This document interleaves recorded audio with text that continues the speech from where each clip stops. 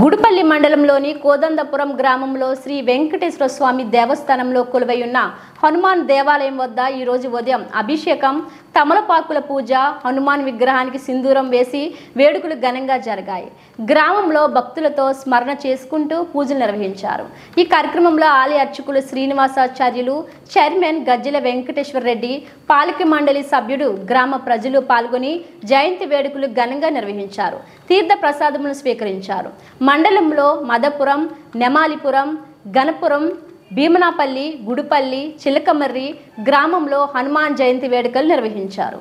జై బోలో హనుమాన్ కి జై, జై బోలో హనుమాన్ కి జై, జై బోలో హనుమాన్ కి జై. వీడియో మూడు పెట్టినావా?